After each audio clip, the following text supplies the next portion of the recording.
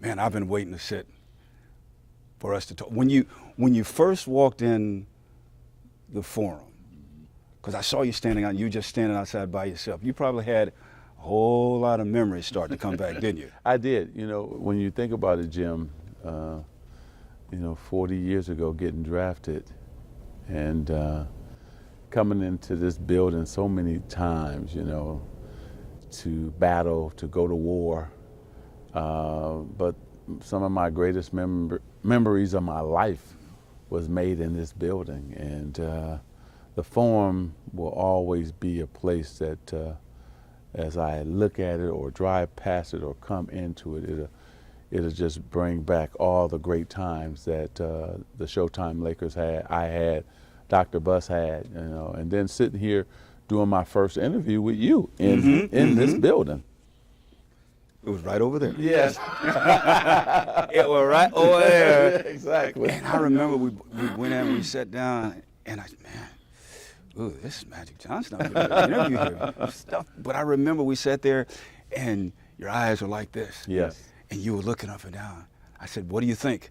And you said, I can see myself now, running up and down the floor, no-look passes, making jump shots, cheering on the crowd. Man, I'm going to sell hot dogs, whatever I have to do, we're going to win in this. And that's exactly what you did. Yes, yes. Well, our first training camp, and Coach McKinney really put us in great position.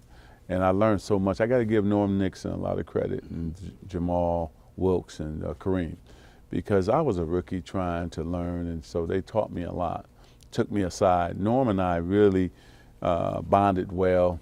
And then I got to give, Jerry West, Chick Hearns. People don't remember this, that Chick Hearns was the assistant general manager at that time.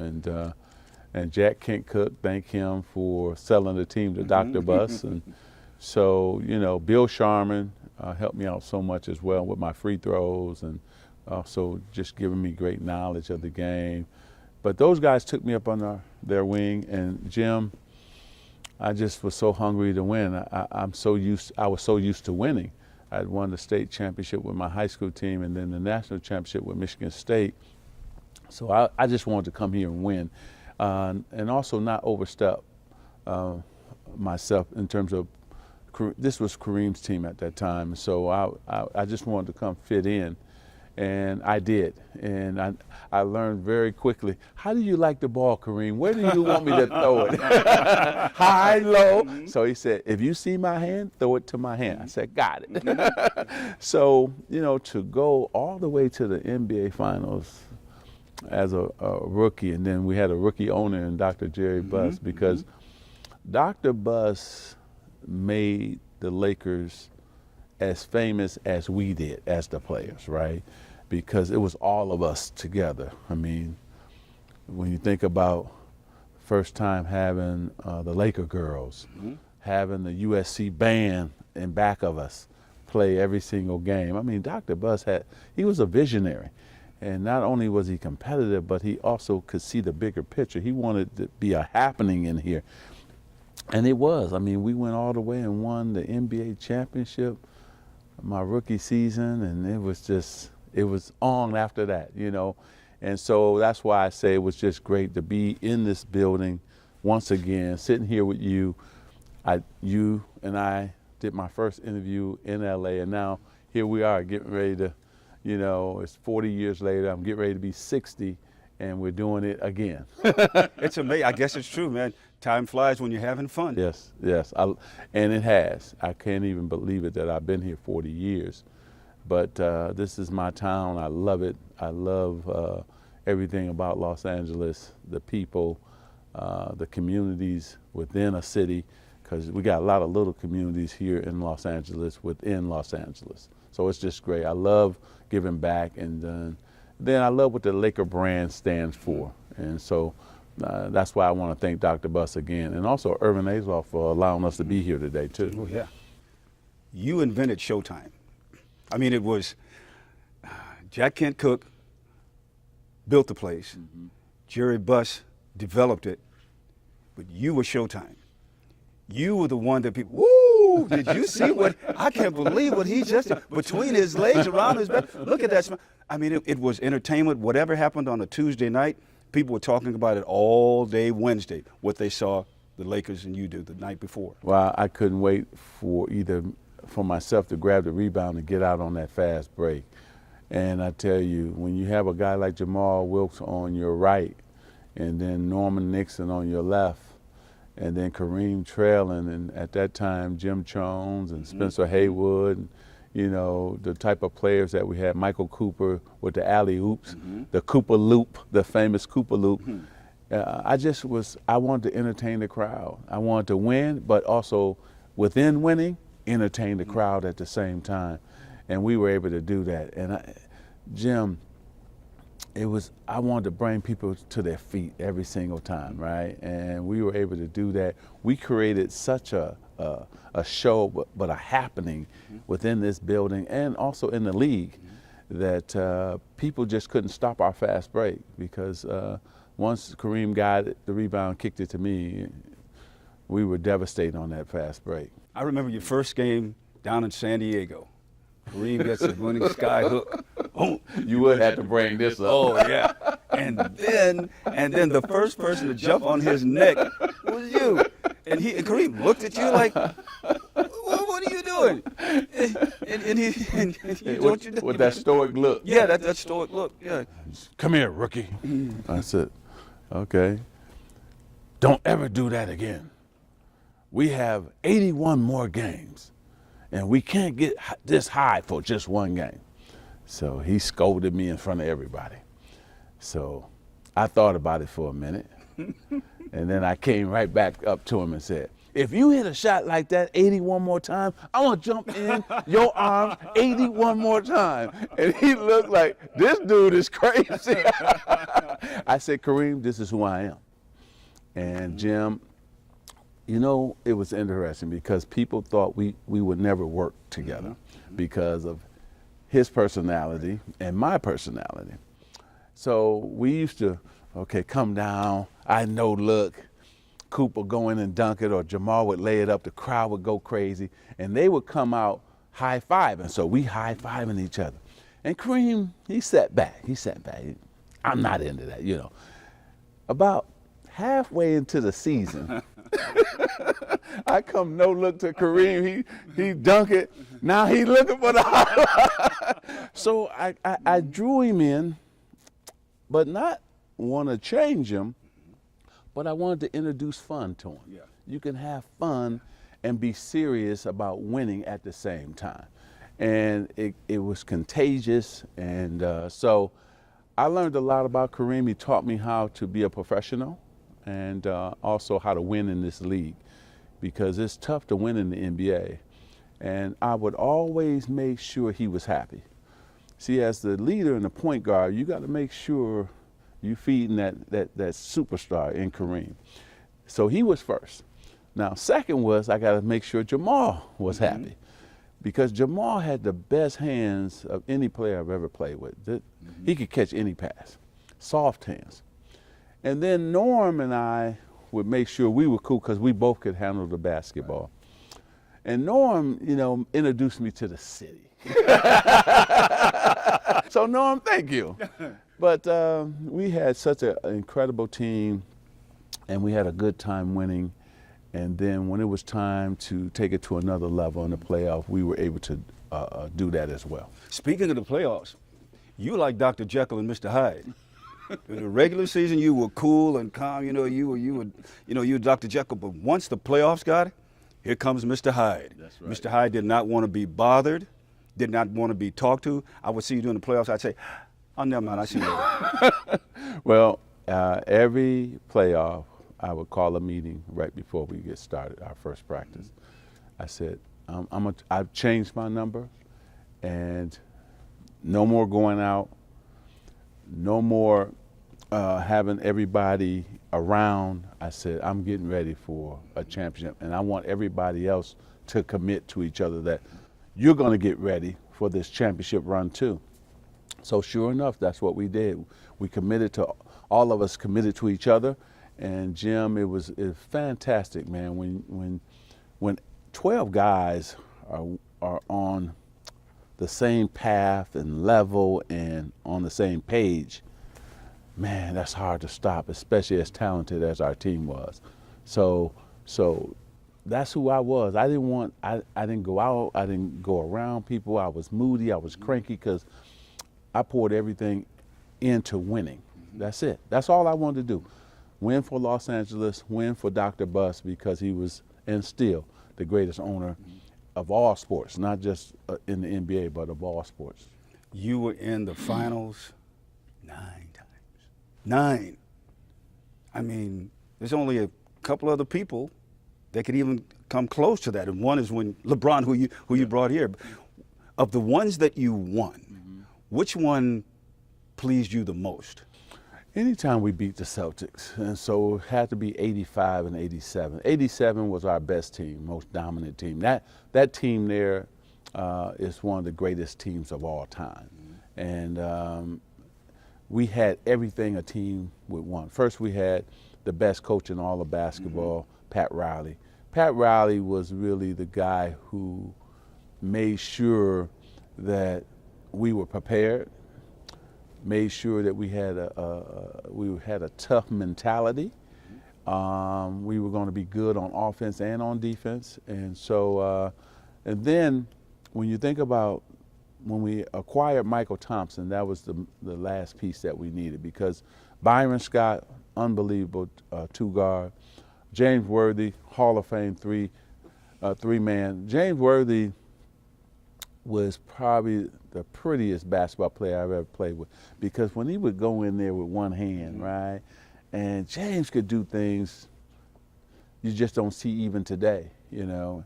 And then to have the most dominant player at that time in Kareem, there will still never be another Kareem Abdul-Jabbar, because all the things that he could do. So when you put, you know, and then Michael Cooper coming in off the bench, and he could have started for any team in the NBA, right?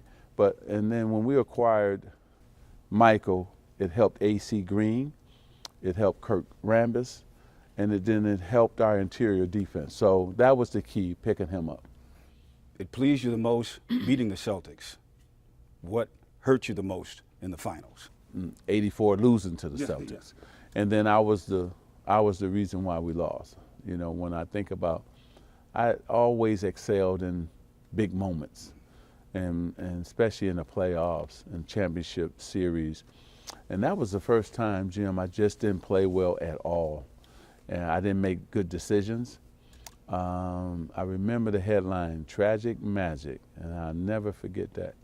And I cried that whole summer, right? I was so hurt, disappointed, because the Lakers had lost to the Celtics every time before '84, and now we're 0-8, and we helped, you know, that last loss. It helped them to think that they could just manhandle us and think that we could never beat them. And so I was just so disappointed, and losing to Larry Bird at the same time. So I worked on my game, I got better, and I was so happy that God blessed us to be able to play them again in '85, and we had to beat them, and we beat them on their home court, and that made it really feel good. And then you were just cruising along, and then comes November 7th, Yes. 1991, when you made the announcement about the virus. And once again, you know, we're all sitting there saying, wow. I mean, we were so, and I'm going to say this word, we were so not innocent, but we were so dumb about what was going on. We thought we were going to lose you. But you had other ideas. Yeah, well, I think, you know, for me, you know, I believe in the Lord and God. So, you know, Cookie and I prayed a lot. And I've always been a person who met every challenge, right? I like challenges. And what really helped me was the support of the Lakers, of Dr. Jerry Buss. When we had our meeting, we cried together. And then the last person who really helped me was Pat Riley, what he did for me in New York when he was a head coach of the Knicks and had everybody pray for me. And he had me come out and he worked me out. So I owe Pat a lot. He's one of my best friends even today. And then Larry Bird. Hmm. You know, the things I talked to Larry on the phone, and I think that, you know, for him being concerned about me, Michael Jordan being concerned about me, really helped me out mentally, you know, because I had to deal with it mentally first before I could get into the physical things, taking my meds, working out, and those type of things. But here I am, you know, almost 30 years later, you know, and I'm still here. God has blessed me. And also, the last piece is when we had I remember coming into the building, making an announcement, but downstairs I met with the team first, and we all cried together. It was an emotional time, and I think that, you know, those guys picked me up, you know, and it was a tough time, an emotional time, but thank God for my teammates and also Dr. Buss, because Dr. Buss was going to make sure I was going to be okay. He gave me everything I needed, the top medical staff, making sure that anything else I needed. He gave me an extra year on my contract, all type of things to make sure I was going to be good. So thank you. You know, I'm going to put on my L's for Dr. Buss, because he was like a father to me. Because it was so important to you, not only to prove other people wrong for yourself, but for others as well, especially the young ones coming up. That's right. I had to help them, because at that time it was a death sentence.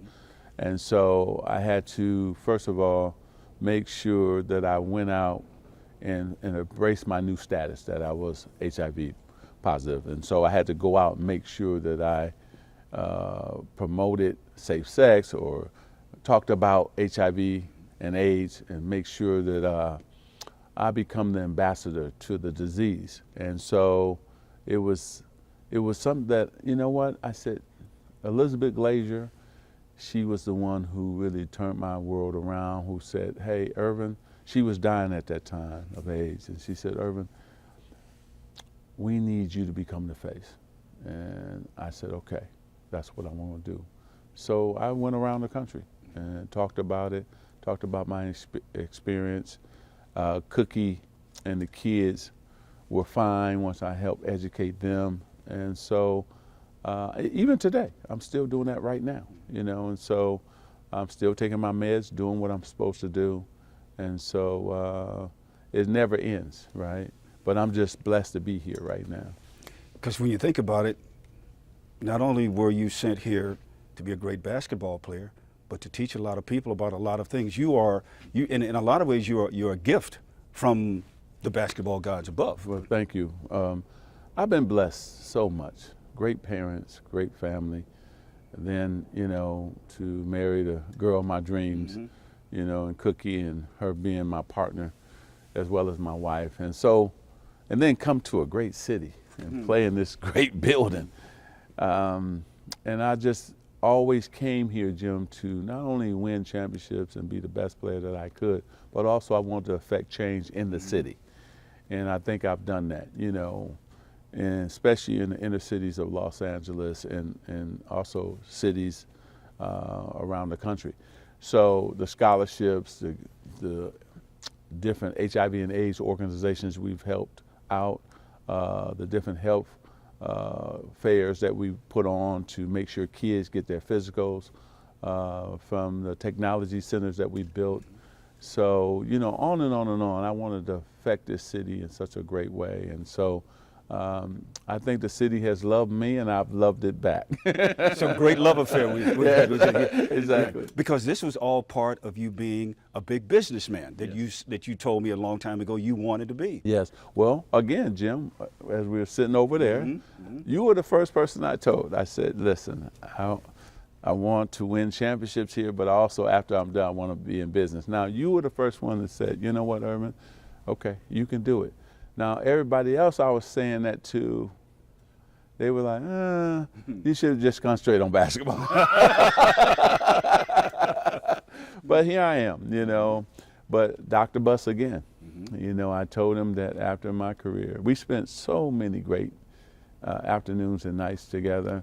And he always asked me, what do you want to do after basketball? I said, I want to be a businessman.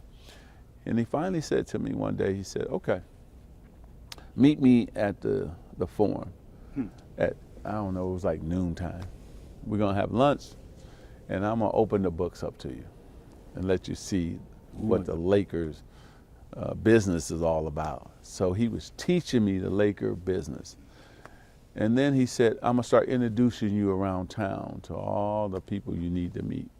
And he did that. And pretty soon, it was like every time we met, it was more of he was teaching me things and we were socially having fun. And so everything that I am today, right, as a businessman, owe it to Dr. Buss. And then, you know, now all my great partners that I have with the Dodgers, Mark Walters and Peter Gruber, everybody, Bobby, on and on and on. And so Michael Ovitz here in this town, he was the biggest agent at that time. He helped me so much. Again, just put me with the right people and started me off in business. So, you know, I can keep going. There's so many people who have played a hand in my career, but Dr. Buss was the first one. And if it wasn't for him, I probably wouldn't be where I am today. So I still owe my main man, Dr. Jerry Buss, a lot of credit. Because there were a lot of people who laughed at you when you told them you wanted to be a big businessman, but now they want to work for you and with you. Yes, you know, it's great when you can have people call you and want to work with you, want to work for you. And I got, again, you know, when you think about, you know, right here, the Dodgers are in first place. Our soccer team is in first place, LAFC. So, you know, the teams are playing great, the Sparks. But Jim, they had to know I was serious first. Once they saw that I was serious, then they said, okay, all right, this guy is serious about being a businessman. He'll do whatever it takes to be successful. You know, every morning I get up at 4 o'clock in the morning. And I'm ready to go. I call back east, I work out, and then I'm in the office all day. So I took that work ethic from a Dr. Buss, from all the different people who helped me along the way. And so, again, I'm successful because I got a great team. So I got to give them a lot of credit at MJE. And then I work with and partner with a lot of great people too as well. It's amazing. You've gone from Irving to Magic to this billion-dollar empire that you are in charge of right now, and now people call you Mr. Johnson.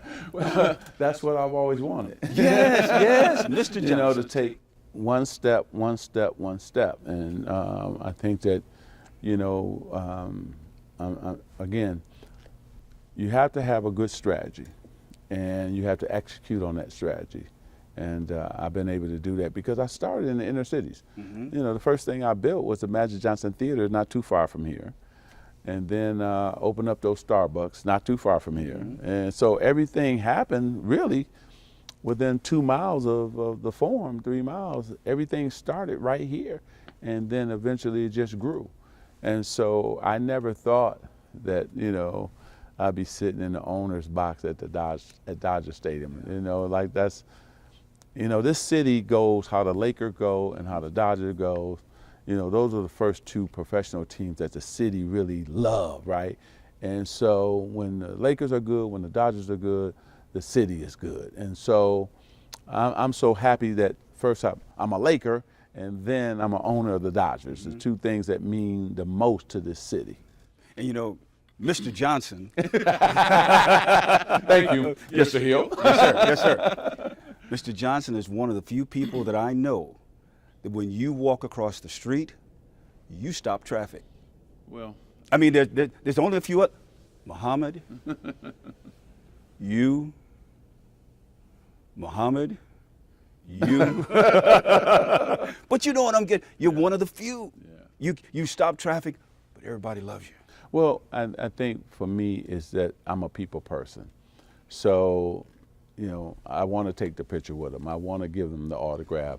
I want to high five them, encourage them to stay in school and get good grades, you know, for those young people. So, and I want to see everybody play on a level playing field, you know, so that's all colors of people. I want everybody to have a piece of the American dream, and that's really important to me.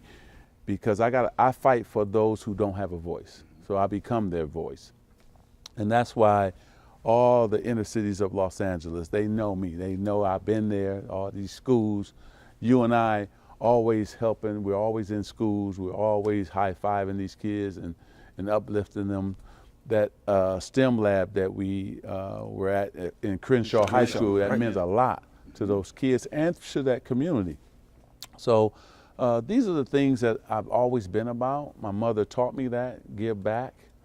And so I got this platform, Jim, and Dr. Buss taught me that a long time ago. Irvin, utilize your platform to bring about change and make people feel better, right?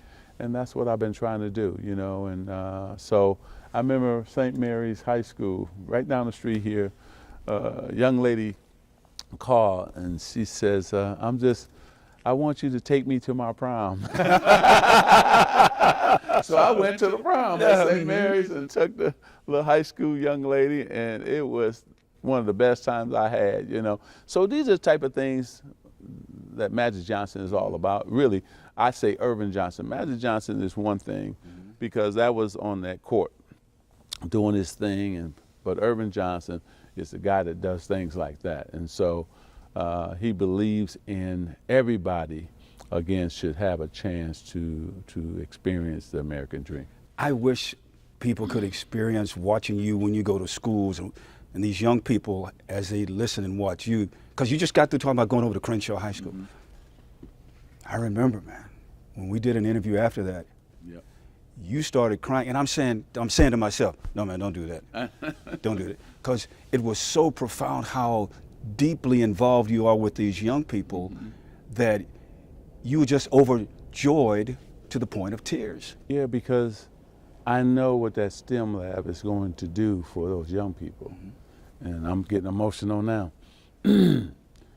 If kids from the black and brown community are going to catch up to kids that live in the suburb, we have to have STEM labs. We have to be about engineering, that's where the jobs are going.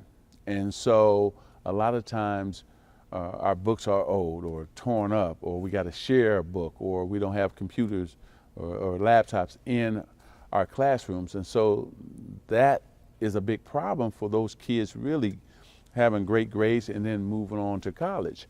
So when the Lakers, put this incredible STEM lab in Crenshaw, and to see the smiles and to see these kids embracing, taking their learning to another level, right? Their education to another level, that just got me. And so I care about this city deeply, deeply. And I always want to bring about change and bring good things to kids and communities that been forgotten or left behind. And so that's why that's important. And I always cry, you know, when I see somebody else happy. That's probably the best thing about me. I'm still the point guard. Yeah. Dishing. I'm still just doing it, but I'm just doing it in a suit instead of those little hot pants we used to wear. You're the point guard of goodwill. Goodwill to mankind. Thank you. Goodwill to, first of all, your own kind. Yeah. And you see how people react. You know the responsibility you have. It's like Dr. King, one of my favorite sayings by Dr. King, giving back to your fellow mankind is one of the most noble things that anyone can do. And for you, what can be more noble than helping our young people? Yeah, and you know, listen, you get blessed to do what you do on that court. 505 it used to be in this building. And man, I was living out my dream. But there's a lot of people who don't get an opportunity to live out their dream. And so if I can lend a helping hand to enhance somebody else's dreams or support their dream, or giving them money to support their dream, that's what I'm going to do.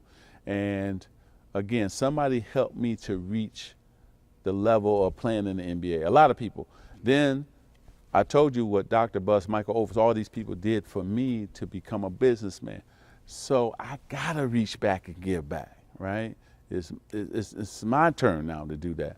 And just like the Lakers today, you know, it's about winning championships, but it's also about embracing this great community that we live in and giving back to the young people and trying to enhance their life and have them come up. So you know and embrace your place in history. Yeah, yeah. Well, You know how important you are to all of us. well, thank you. I just don't think about it like that. I just live my life, and you know, I got a great pastor in Bishop Blake, and I go to a great church in West Angeles, and I listen to my bishop and him talk about really helping the community, and that's what we should be about. So I follow what he says, as well as this is why I was put on this earth, is to help people, and now to be put here, you know, this is really interesting. That coin flip could have went, and I could have been in Chicago, but I'm so happy it ended up I was We all are. I came to LA because this is my home, and it's made all my dreams come true. And working with all the mayors from 40 years to now, working with the city council, and you know, on and on and on. So many great people. So I'm gonna continue to be a guy who build up communities and put people to work. You know, we put about over 30,000 people to work today, minorities, and so I'm proud of that.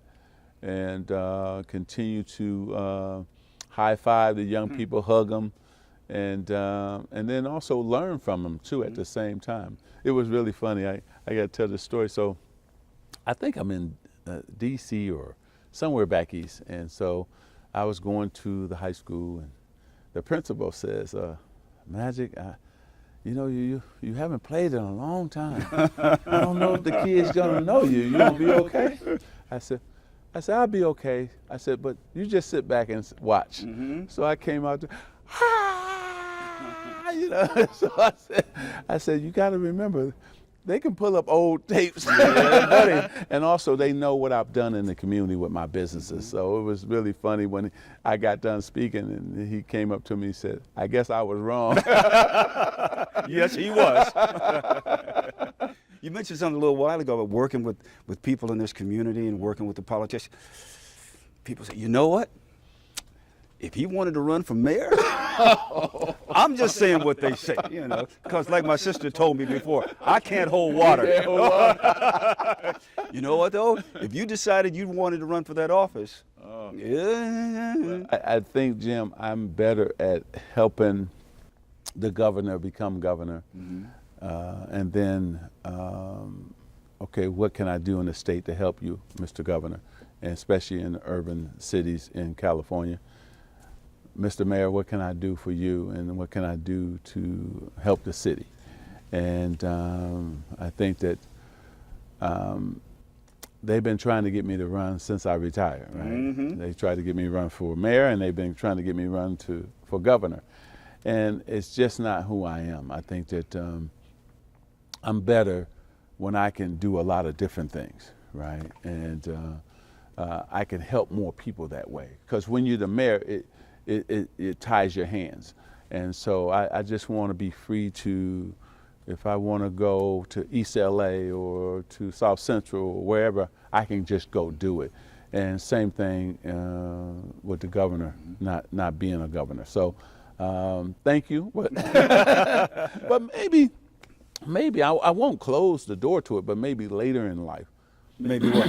Maybe later in life. No. Maybe what later in life? Maybe I think about doing it then. Doing what then? Running for governor or mayor then. But right now, no, I got too much on my plate. How far down the road is maybe then? I'm just, you said it, I didn't. I didn't go there, you went there. Yes, I did. It's on me. Yeah. You know, I don't know. It's just, I can't think about it now because I got so many things going on right now. So many new opportunities coming for our company, and I've been on the road a lot. So, but it has to be years from now. I was thinking, you've gone from Irvin to Magic Johnson to Mr. Johnson, Now, somewhere out there in the deep, dark secrets of the world is Mayor Johnson, Governor Johnson. I'm just, I'm just repeating what I heard you say. Well, I think, Jim, I would have a clear understanding of what people need and want. Wearing the hats that I wear, first of all, the business hat.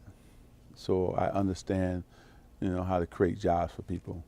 Then when you think about those who, the middle class, we got to somehow build up the middle class, because that's what's really hurting not only California, but also the nation, right?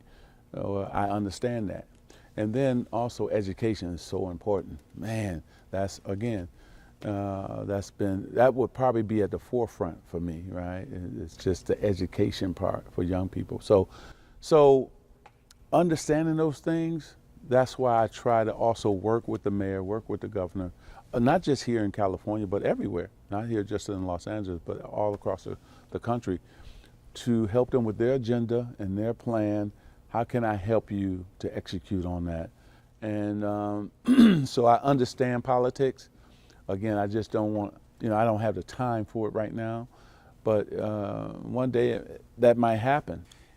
I remember the Lakers always wanted you to do something for them. Yeah. And then Jeannie comes to you, and she wants you to come back and have an active role. Yeah. So you go back and you're president of basketball operations. But I'll never forget that first press conference. You said, you know what? If I'm not going to have any fun, and if I can't do what I want to do, and I'm not helping the Lakers, she won't have to fire me. I'll quit. Exactly.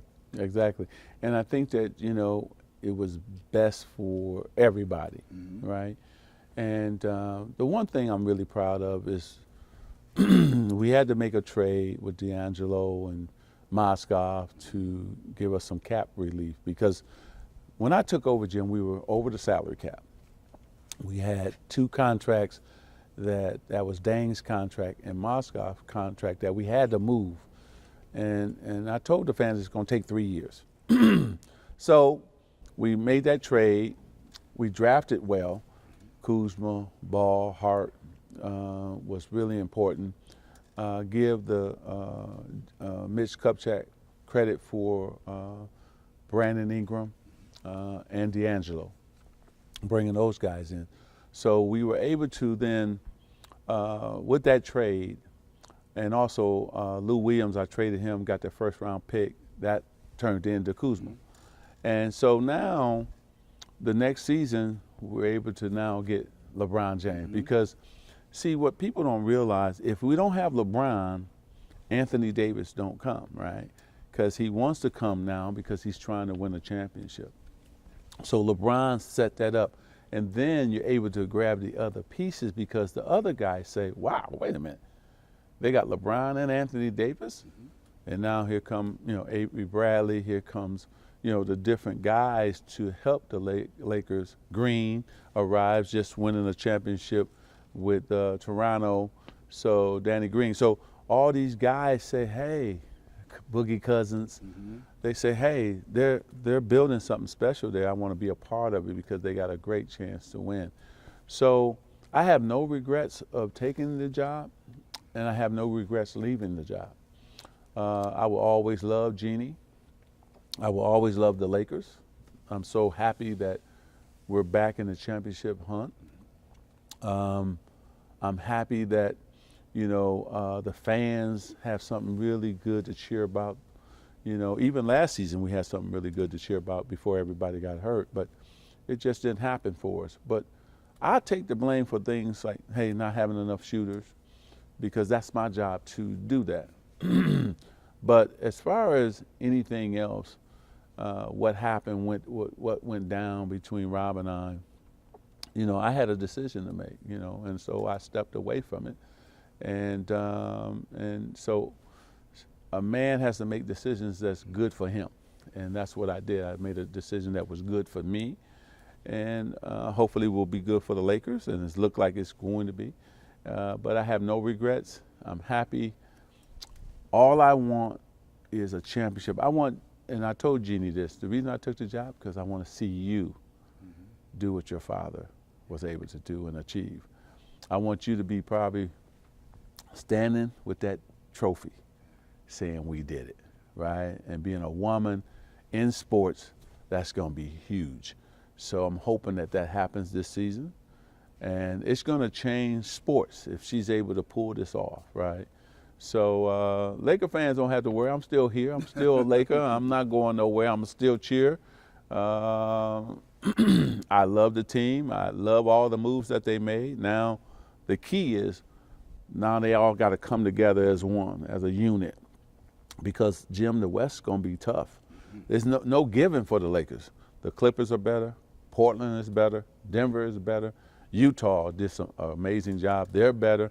And that's without talking about San Antonio and all the other teams. So, and then the East is strong as well. So they're going to have to come together and play well. And also the coaches have to do their job as well. Have you talked to Rob recently? No. Rob and I haven't talked, but I congratulated him on my Twitter in terms of making some really good moves. I'm not a man who holds grudges or I know what happened, but I will cheer for him in the background, you know. And so, but talking, that's going to be hard, but that's maybe later. But I will talk to Jeannie because I love her like a sister. So that's the one who I definitely will have a conversation with. How does it feel, Irving, Magic, Mr. Johnson? I mean, we all these titles. I mean, Governor Johnson, Mayor Johnson, President Johnson. I mean, we might as well sit this all on the table. How does it feel knowing that you and Larry Bird are responsible for the league being what it is today? Because at that time, the playoffs were on tape delay. Yes. Larry will say it's you. And you saved this league. You saved this sport. Well, thank you. To have him on the East and playing in Boston, at that time, they still got the most championships than anybody. And then for me to end up here in Los Angeles, Boston fit his personality and Los Angeles fit my personality. And we were able to take the game from tape delayed to live TV to showing us on Saturdays and Sundays to what it is today. I mean, it's amazing where the league has gone and how technology has taken all these players. I mean, look at LeBron. I think he got over 40 million followers from around the world. To be able to see something like that, the growth of this game and this sport has been just truly a blessing.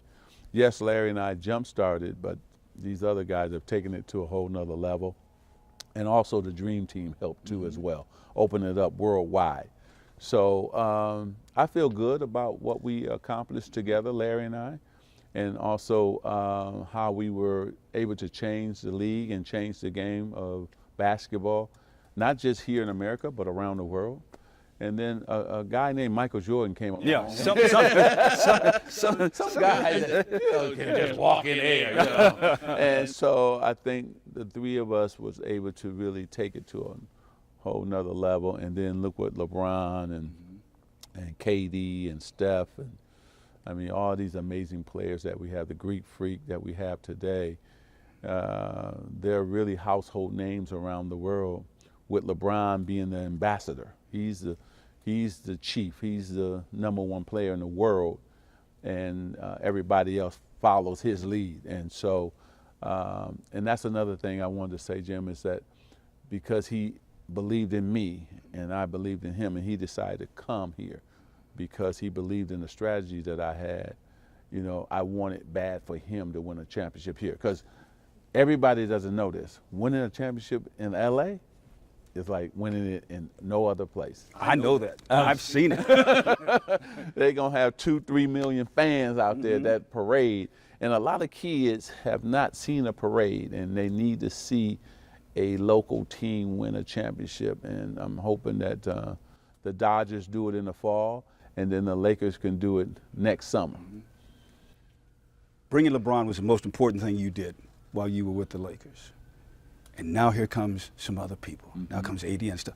How is he going to help LeBron and the Lakers get back to where they want to go? Because LeBron now, the game will come easier for LeBron, and his workload won't be as heavy. See, when I was playing with Kareem and James Worthy, or Kareem and Jamal Wilkes, and having Norman, having Byron, all these guys, your workload is not as heavy because you got other stars you can throw the ball to and they can produce. Having AD, a top 5 player in the league, now you know there's another guy that can get you 30 a night, right? And there's also, it's a comfort level for LeBron when he goes to the bench that AD will be out on the court making sure that, hey, if the lead is 15, they can maintain that lead. So that's the comfort level. And then also, right, when that trade went down, they said, we're a championship team. You know, so you walk around with your shoulders up, and now you're strolling, right? You're saying, oh yeah, the league's in trouble now. But the key for the Lakers, not only getting Anthony Davis, that was big time, because that's what I attempted to do. I couldn't do it, but I attempted to do it last February. But then here comes Danny Green. Here comes Avery Bradley, because people got to remember, if you're not good defensively on the perimeter, you can't win. Those two guys are great defensive players. So they can guard the point guard and they can guard the 2 guard. LeBron will handle the 3. We got Kuzma, and if Kuzma can score. If he can be better on the defensive end, the Lakers will win a championship, but also, too, he'll be an all-star. This is like getting a scouting report listening to you. It really is. Well, you know, you look at Rondo coming back, JaVale McGee, but Boogie Cousins will be a key as well, and hopefully he can stay healthy, and I think he will, because, again, you have this much talent, you don't have to play as hard, and so and he doesn't have to, I don't want to say that. You do have to play hard, but what I'm saying is your minutes are not heavy. Yes. So I think that'll help Boogie Cousins stay healthy. And so this team is really loaded. It's well balanced. Caruso coming back. I tell you, you know, Caruso really played some good basketball, and he got better and better and better. So now it's up to the coaching staff to decide who they're going to have out there, who's going to start, who's going to be the top. You can only play about 10 guys. And so we'll look forward to it as fans. And this town is hot. Man, it's hot. Wow. Because not just in basketball, just think about it. We just had 2 football teams in the playoffs, and they're going to, both the Chargers and Rams, going to be better. And I can't wait till that stadium open. I got season tickets. I'm ready. I know to you go. do. I'm ready to go. 50-yard line. Yeah. Exactly. I'll be right there cheering on the Rams. So I'm looking forward to football season, because, again, we got 2 really good teams. And then basketball, what can you say? I mean, it's just, I've never seen, we never had a rivalry with the Clippers. I mean, we destroyed them all the time. Now, this is going to be a true rivalry, right? Who's going to win that battle of just a city? I still think top to bottom, the Lakers got more talent, but you got to prove that out on the court. But one thing that the Clippers have is Doc Rivers. He can coach. He can coach. He's one of the best coaches, you know, in the league. So it's going to be a true battle here in Los Angeles, and both teams will be in the playoff. And I think they're going to meet for the Western Conference Finals. Prediction. There it is right there. I just said it out. Lakers, Clippers in the Western Conference Finals. And the winner? Oh, come on now, Jim. I just have to. I don't stray away from my don't. team. Yeah. I'm a Laker man all day, every day, you know, and I'm going to be right up in there cheering for them. I think the Lakers, if they can put it together in terms of becoming a team, forget the talent now, because we've seen a lot of talented teams never make it. Right. So they got to come together, and the key for them to do that is LeBron. LeBron can bring them together. That's what a leader does. He brings everybody together. And they got to spend a lot of time off the court.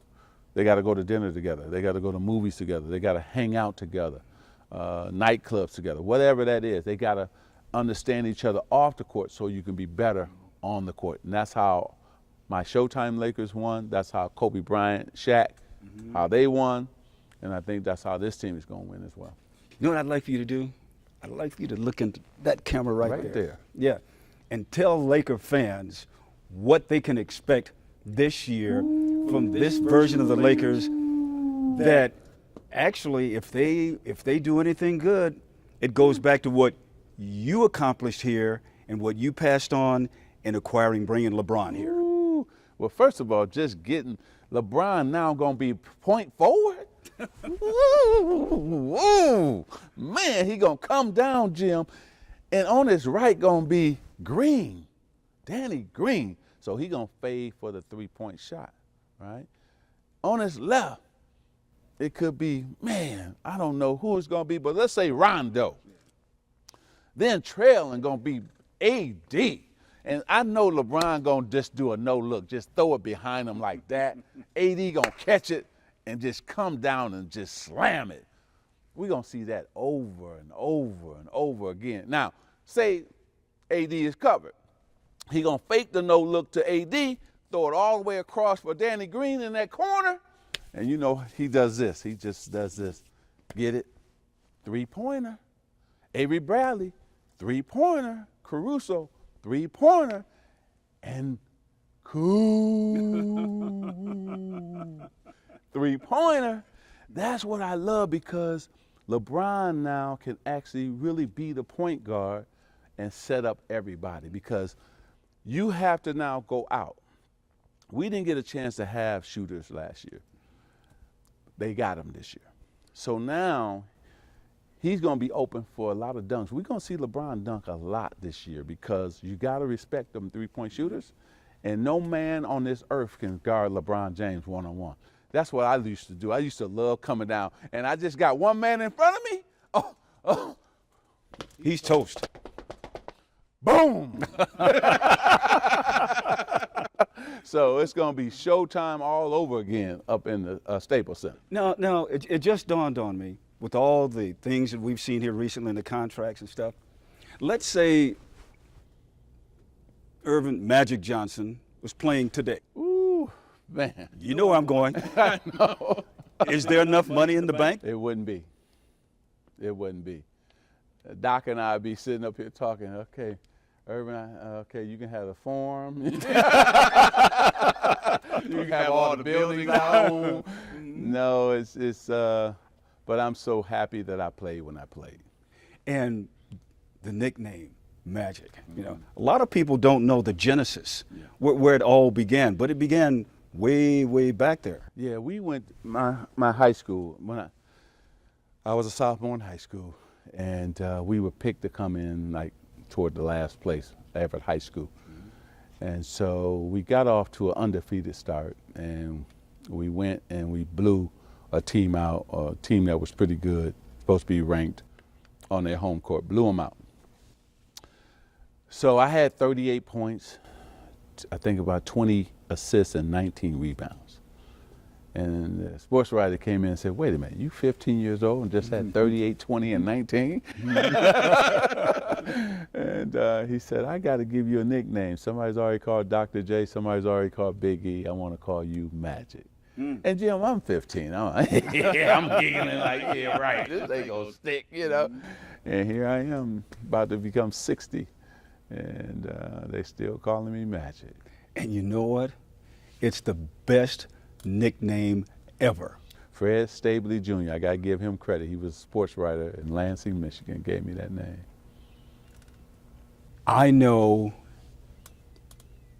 whenever I hear you speak, one of the cool things about hearing you speak, as we wrap this thing up now, before you thank anybody, you always say, God is good.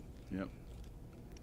And it's like, once again, here you are here. You were sent here by him. You're one of his angels. Yep. Big, tall, very wealthy angel to do his work here. And you're doing all that and then some. Thank you. Thank you. You know, I think you got to understand your purpose. That's why I don't want people to be upset or mad that I left the Lakers, because I got a higher calling, I got a purpose, and I'm gonna go live out that purpose. That's why I can't be mad at Rob anymore. That's over. You know, you got to move on, and I got some things I got to do. You know, and so I'm gonna do those things that make the world better, make Los Angeles better, make South Central better, East LA better, on and on and on, Compton better, and also send some kids to college and help them understand education can change their life. And so put people to work, and so through my company. So that's, you know, I have a purpose, and so I'm gonna live out that purpose. And I just, God has been so good to me. I mean, He didn't have to keep me for 28 years with HIV. He didn't have to do that. But He said, I'm gonna keep you because I got some things for you to do. So I'm doing the Lord's work, and I'm happy to do that. And so I want to thank everybody who, you know, back then said prayers, today said prayers for me, also high-five me and embrace me. You know, this city, again, I say this and I mean it too, this city has loved magic, and I've tried to love it back. And so this is my city, and I will continue to do all that I can to continue to make it better. And so Jim, this is outstanding, because I didn't want to do an interview with anybody else but you, because of our long history, our friendship, but also you see me as a kid come in here, and it's funny, then I was a kid, now I'm a man, and so this is great to just sit here with you and reminisce in this great building and some of the things we used to do. And I remember I was people know this about me, I'm a big Michael Jackson and Jackson 5 fan. And I remember I told him, I said, you got to come to a game. Now, I've been on tour with you twice. You got to come to a game. And I remember him sitting right over there. And he said, man, they're probably not going to let me watch the game, but you got to come, still come. And he came. And that was one of the biggest thrills of my life, to see Michael Jackson sitting here watching the Lakers.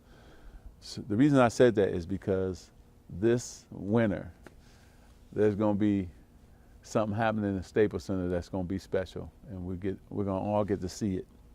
And so get ready, everybody, because LeBron is coming. He's committed, he's ready, and it's going to be special, and I can't wait to see it. So Laker fans, put up your L's, baby. That's for not only Magic Johnson, but also for Dr. Buss. All right, love you.